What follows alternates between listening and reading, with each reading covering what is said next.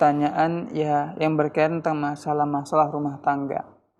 Ya pertama memang ya butuh selalu kita memohon kepada Allah pertolongan agar Allah Azza wa Jalla melanggengkan rumah tangga kita, memperbaiki ya rumah tangga kita, hubungan kita dengan suami ataupun istri, ataupun dengan keluarga suami ataupun keluarga istri. Nah, mengenai pertanyaan tadi ialah mengenai seorang suami yang dia itu mendiamkan istrinya. Tentu kita tidak tahu latar belakang masalahnya. Tapi secara umum kita sampaikan yang pertama kepada suami bahwa Nabi Shallallahu Alaihi Wasallam mengatakan, la yahillu li muslimin an yahjuru akhahu fawqa thalath layalin. Tak halal bagi seorang muslim mendiamkan, memboikot saudaranya sesama kaum muslimin lebih daripada 3 hari 3 malam.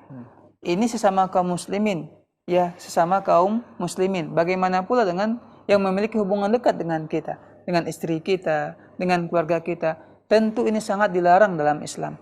Dan juga ya dalam Islam juga memang diperbolehkan ketika seorang istri itu bandal, nggak bisa diatur, keras kepala, si suami boleh mendiamkan, dalam arti kata hanya di rumah saja, tak boleh di luar rumah. Itu pun sekali lagi dengan kaidah sebagaimana sabda Nabi Shallallahu Alaihi Wasallam tidak lebih daripada 3 hari. Bahkan lanjutan daripada hadis ini Nabi menyebutkan barang siapa yang melakukannya lebih daripada 3 hari, kemudian dia meninggal dunia, maka dia bisa masuk ke neraka.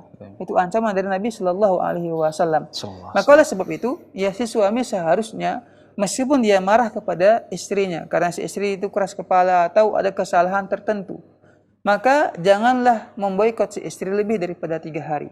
Mungkin didiamkan supaya dia mengambil pelajaran, dia introspeksi diri, silahkan. Tapi jangan lebih daripada 3 hari. Kemudian ingat wasiat Nabi Shallallahu Alaihi Wasallam. Kata beliau, istausu bin nisa'i khaira. Hendaklah kalian selalu berwasiat atau melakukan hal-hal yang baik kepada wanita. Ini wasiat Nabi Shallallahu Alaihi Wasallam. Nabi yang mengatakan kepada kita para suami dalam sebuah sabdanya, khairukum li ahli. Sebaik-baik kalian ialah yang paling baik kepada keluarganya. Ini diantara keutamaan yang Nabi Shallallahu Alaihi Wasallam sebutkan bagi para suami, hendaklah berlaku lemah lembut, berlaku baik, berlaku kasih sayang kepada istrinya. Begitu seharusnya seorang suami. Jangan memukulnya, jangan pula membentaknya, jangan pula ia menyakitinya dengan perlakuan kasar. Ini jangan seperti ini. Ini nggak baik kata Nabi Shallallahu Alaihi Wasallam. Jadi ini bagi ya suami. Nah kemudian juga berkaitan tentang masalah mertua. Ini juga suatu masalah dalam rumah tangga. Terkadang sebuah rumah tangga itu menjadi rusak, hancur gara-gara ada pihak ketiga yang ikut campur. Seharusnya kita sebagai seorang muslim itu mendamaikan. Fa aslihu bainahuma, kata Allah. Ketika Allah menjelaskan innamal mu'minuna ikhwah, sesungguhnya orang-orang beriman itu bersaudara. Maka apa? Hendaklah kita itu mendamaikan saudara kita yang bertengkar. Nah, ketika kita tahu anak kita itu bertengkar atau ada masalah dengan istrinya, orang tua ataupun mertua bukan malah menjadi pemanas, kompor, ya, tapi mendamaikan. Jangan pula berpihak kepada salah satunya, tapi berusaha bagaimana mendamaikan mereka. Bukankah ini di antara keutamaan dalam Islam, mendamaikan saudara atau sesama kaum muslimin yang sedang bertikai.